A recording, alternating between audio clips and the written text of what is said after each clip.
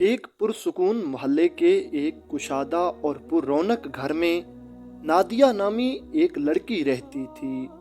قدرت نے نادیہ کو بے پناہ حسن اور دلکشی سے نوازا تھا، لیکن اس کی ظاہری خوبصورتی کے پیچھے ایک ایسا باغی ذہن چھپا تھا جو اخلاقی حدود کو پامال کرنے پر ہمیشہ تلا رہتا۔ اس کے برعکس نادیہ کے والد ایک انتہائی نیک سیرت، پارسا اور باوقار شخصیت کے مالک تھے۔ محلے بھر میں ان کی عزت کی جاتی اور لوگ انہیں قدر کی نگاہ سے دیکھتے۔ ان کے گھر کا ماحول مکمل طور پر اسلامی اور پاکیزہ تھا، جہاں ہر کام سنت نبوی کے مطابق کرنے کی پوری کوشش کی جاتی۔ نادیہ کے والد کا دل اللہ کی محبت اور مخلوق کی خدمت سے پوری طرح لبریز تھا۔ اللہ تعالیٰ نے انہیں رزق کی فراوانی عطا کی تھی اور اس دولت کو وہ اپنا نہیں بلکہ اللہ کی امانت سمجھتے تھے۔ یہی وجہ تھی کہ وہ ہر سال اللہ کی رضا کے لیے ایک بہت بڑی خیرات کا اہتمام کرتے، جہاں غریبوں، مسکینوں اور ضرورت مندوں کو پیٹ بھر کر کھانا کھلایا جاتا۔ وہ نہ صرف بڑے اجتماعات میں بلکہ عام دنوں میں بھی کسی سائل کو خالی ہاتھ نہ لوٹاتے۔ ان کا ماننا تھا کہ جو شخص پیٹ بھر کر سوئے اور اس کا پڑوسی بھوکا ہو، اس کا ایمان مکمل نہیں ہو سکتا۔ نادیہ کی والدہ بھی ایک متقی اور صابرہ خاتون تھیں، جو اپنے شوہر کے ہر نیک کام میں ان کا بھرپور ساتھ دیتی، لیکن نادیہ کو یہ سب فضول خرچی محسوس ہوتا تھا۔ وہ دنیاوی رنگینیوں میں کھوئی ہوئی تھی اور اپنے والدین کے تقوی کو ایک بوجھ سمجھتی تھی۔ اسے اپنے والد کی طرف سے پردے کی تاکید اور گھر سے باہر جانے پر پابندی ایک قید محسوس ہوتی تھی۔ وہ ہمیشہ اسی طاق میں رہتی کہ کب اسے موقع ملے اور وہ اپنی مرضی کی آزاد زندگی جی سکے۔ نادیہ کے والد اپنی اکلوتی بیٹی سے بے پناہ محبت کرتے تھے، اس لیے وہ اسے ہمیشہ پیار سے سمجھاتے، کبھی سختی نہ کرتے۔ وہ نہیں جانتے تھے کہ ان کی یہ محبت نادیہ کو باغی بنا رہی ہے۔ نادیہ کو معلوم تھا کہ اس کے والد اسے کبھی کسی غیر مرد سے تعلق رکھنے کی اجازت نہیں دیں گے، لہٰذا اس نے اپنی زندگی میں جھوٹ کا سہارا لینا شروع کر دیا۔ اسی دوران تقدیر نے ایک برا موڑ لیا۔ نادیہ کی ملاقات ایک ایسے لڑکے سے ہوئی جو نہ صرف اوباش اور بدماش تھا بلکہ معصوم لڑکیوں کو اپنے جال میں پھنسانے کا پکا ماہر تھا۔ اس لڑکے نے نادیہ کے دل میں اس کے والدین کے خلاف زہر بھرنا شروع کر دیا۔ وہ اسے روز کہتا، تمہارے والدین کتنے ظالم ہیں، جنہوں نے تمہیں گھر کی چار دیواری میں قید کر رکھا ہے۔ تمہیں تو باہر کی دنیا کی رنگینیاں دیکھنی چاہیے۔ آہستہ آہستہ نادیہ اس کی چکنی چپڑی باتوں میں آ گئی اور اپنے شفیق والدین کو اپنا دشمن سمجھنے لگی۔ اس نے اپنی ایک سہیلی کو بھی اس کام میں شامل کر لیا۔ اب وہ اپنی سہیلی سے ملنے کا بہانہ بنا کر گھر سے نکلتی اور موقع پاتے ہی اپنے اس نامراد عاشق سے ملاقاتیں کرنے لگتی۔ وہ نادان لڑکی یہ بھول گئی تھی کہ گناہ کی لذت عارضی ہوتی ہے، لیکن اس کے نتائج بہت ہولناک ہو سکتے ہیں۔ اب نادیہ کے ابو کی یہ ایک بڑی عادت تھی کہ وہ ایک دن کو بڑی خیرات کرتے تھے۔ خیرات کا وہ بڑا دن قریب آ رہا تھا اور نادیہ کے ذہن میں ایک شیطانی منصوبہ پرورش پا رہا تھا۔ وقت گزرتا گیا اور وہ خاص دن آ گیا جس کا پورے علاقے کو انتظار تھا۔ نادیہ کے والد ہر سال کی طرح اس بار بھی بڑی خیرات کا اہتمام کر رہے تھے۔ گھر میں چہل پہل تھی اور خاص دن کے لیے عالم دین کو بھی مدعو کیا گیا تھا۔ نادیہ کے والد کا یہ معمول تھا کہ خیرات سے پہلی رات وہ اللہ کے حضور سجدہ ریز ہونے کے لیے مسجد میں گزارتے۔ وہ ساری رات نوافل ادا کرتے اور گڑ گڑا کر دعا مانگتے، اے باری تعالیٰ، میری اس حقیر سی خدمت کو قبول فرما، میرے رزق میں برکت دے، میری اولاد کو صراط مستقیم پر قائم رکھ۔ اس طرح نادیہ کا والد پوری راحت اللہ سے دعائیں کرتا اور حضور غوث پاک کے وظائف پڑھتا۔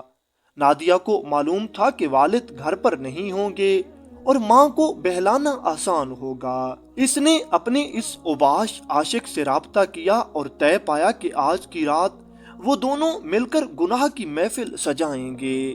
شام ڈھلتے ہی جب نادیہ کی والد اپنی عبادت کے لیے مسجد میں روانہ ہوئے، نادیہ نے اپنی ماں کے سامنے ایک جھوٹا ناٹک رچایا۔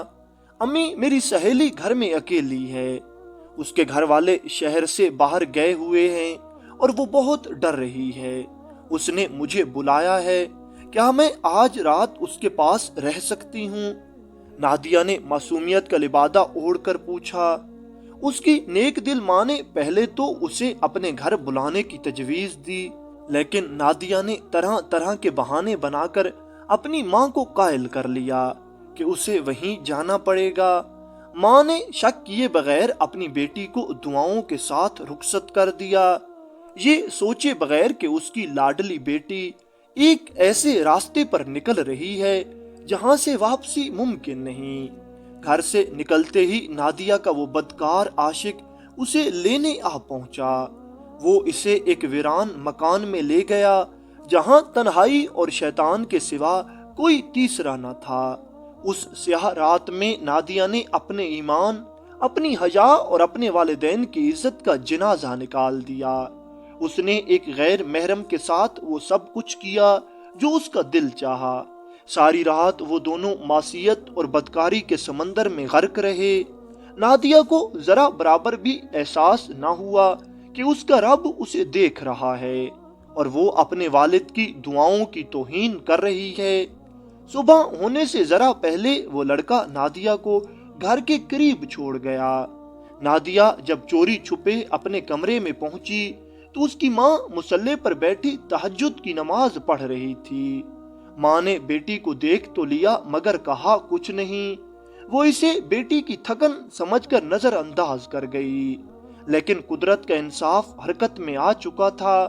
چند ہفتوں بعد نادیہ پر انکشاف ہوا کہ اس بدکار لڑکے کے بچے کی ماں بننے والی ہے۔ چند ہفتوں بعد نادیہ پر انکشاف ہوا کہ وہ اس بدکار لڑکے کے بچے کی ماں بننے والی ہے۔ اس خبر نے نادیہ کے پیروں تلے سے زمین نکال دی۔ اس نے اپنے اس عاشق سے رابطہ کرنے کی سر توڑ کوشش کی، لیکن وہ تو شکاری تھا، اپنا شکار کر کے غائب ہو چکا تھا۔ اسے نادیہ کی تکلیف سے کوئی سروکار نہیں تھا۔ نادیہ کی پریشانی اس کی ماں کی نظروں سے نہ چھپ سکی۔ جب ماں کو حقیقت معلوم ہوئی تو اس پر قیامت ٹوٹ پڑی، لیکن شوہر کی عزت اور محلے میں رسوائی کے خوف سے انہوں نے یہ زہر کا گھونٹ پی لیا اور خاموشی اختیار کر لی۔ مگر اللہ کا عذاب کسی اور شکل میں آنے والا تھا۔ ایک دوپہر نادیہ اپنے کمرے میں تنہا بیٹھی تھی کہ اچانک اس کے جسم میں ہولناک تبدیلیاں آنے لگیں۔ اس کے نازک ہاتھ پیر مڑنے لگے، اس کے چہرے اور پورے بدن پر کالے اور سخت بال آ گئے۔ اس کی زبان تالو سے چپک گئی اور وہ بولنے کی قوت سے محروم ہو گئی۔ اس کی ماں جب کمرے میں داخل ہوئی تو اس کی چیخ نکل گئی۔ اس کی خوبصورت بیٹی ایک گھناؤنے اور مکروہ جانور کی شکل اختیار کر رہی تھی۔ اس کا چہرہ مسخ ہو چکا تھا اور وہ ایک ایسی مخلوق بن چکی تھی جسے دیکھ کر انسان کا کلیجہ منہ کو آئے۔ ماں نے تڑپ کر نادیہ کے والد کو بلایا۔ جب باپ نے اپنی بیٹی کی اس حالت کو دیکھا تو ان کے دل کی دنیا اجڑ گئی۔ وہ سمجھ گئے کہ یہ کوئی بیماری نہیں ہے بلکہ یہ تو قہر الہی لگتا ہے۔ وہ بیچارے اس پر قرآنی آیات پڑھ کر دم کرنے لگے، لیکن جب آرام نہ ہوا تو امام صاحب کمرے سے باہر آ گئے اور ان کے پیچھے اس کی بیوی بھی باہر آ گئی۔ دونوں آپس میں باتیں کر رہے تھے اور امام صاحب اصل حقیقت پوچھ رہے تھے کہ اسی وقت اچانک کمرے سے ایک دل خراش چیخ بلند ہوئی۔ نادیہ کی ماں اور باپ دونوں دیوانہ وار اندر بھاگے تو دیکھا کہ نادیہ اپنی اصل حالت میں موجود ہے، لیکن وہ مر چکی تھی۔ شاید اللہ تعالیٰ نے اس نیک بندے کی برسوں کی عبادت اور ان کی سفید داڑھی کا بھرم رکھ لیا تھا۔ اگر وہ اسی حیوانی شکل میں فوت ہوتی تو محلے بھر میں ان کی رسوائی ہوتی اور لوگ طرح طرح کی باتیں کرتے۔ اللہ تعالیٰ نے اسے انسانی شکل میں موت دے کر اس کے باپ کی عزت محفوظ کر لی۔ نادیہ کے والد نے بھاری دل کے ساتھ اس کی تدفین کا انتظام کیا۔ لوگوں کو یہی بتایا گیا کہ نادیہ کی موت اچانک دل کا دورہ پڑنے سے ہوئی۔ لوگ بھی امام صاحب کی عزت کرتے تھے، اس لیے لوگوں نے کچھ بھی نہیں پوچھا، اور اس غم کے موقع پر سب نے ان کی مدد کی اور ان کو اپنا غم سمجھا۔ نادیہ کی تدفین کے بعد نادیہ کی ماں نے حاجی صاحب کو ساری بات سچ سچ بتا دی۔ حاجی صاحب نے استغفار پڑھا اور پھر بعد میں اپنی بیٹی کے لیے صدقہ خیرات کی اور دعائیں کرتا رہا کہ اے اللہ میری بیٹی کو بخش دینا۔